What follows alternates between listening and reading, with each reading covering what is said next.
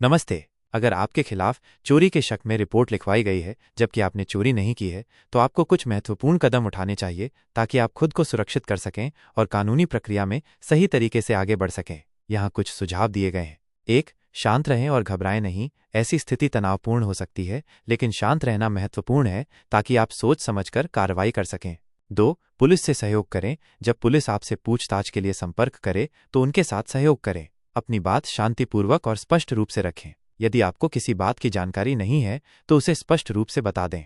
3. अपनी बेगुनाही साबित करने के लिए सबूत जुटाएं। यदि आपके पास कोई भी ऐसा सबूत है जो यह साबित कर सके कि आप चोरी के समय कहीं और थे या आपका इस घटना से कोई लेना देना नहीं है, तो उसे इकट्ठा करें। इसमें शामिल हो सकते हैं गवाह, विटनेसेस, जो आपको उस समय कहीं और देख सकते थे। सीसीटीवी फुटेज, यदि आप किसी ऐसी जगह पर थे जहां कैमरे लगे हों।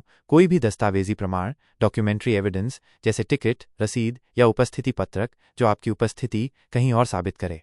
4. कानूनी सलाह लें। यह सबसे महत्वपूर्ण कदम है। तुरंत एक अच्छे वकील से संपर्क करें जो आपराधिक मामलों को संभालते हों। वकील आपको सही कानूनी सलाह देंगे, आपकी स्थिति को समझेंगे और आपको बताएंगे कि आगे क्या करना है। वे आपको पुलिस पूछताछ का सामना करने और अपनी बेगुनाही साबित करने में मदद करेंगे। 5. अपनी बात लिखित में दें। यदि पुलिस आपसे बयान लेती है तो सुनिश्चित करें कि आपका बयान सही ढंग से लिखा गया है और आपने उसे ध्यान से पढ़ा है। यदि कोई गलती है तो उसे ठीक करवाएं और फिर हस्ताक्षर करें। यदि संभव हो तो अपने वकील की सलाह पर ही कोई लिखित बयान दें।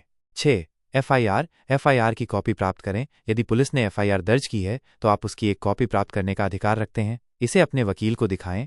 7. अदालत में पेश होने के लिए तैयार रहें। यदि मामला अदालत तक जाता है तो आपको अदालत में पेश होना होगा। आपका वकील इस प्रक्रिया में आपका मार्गदर्शन करेगा।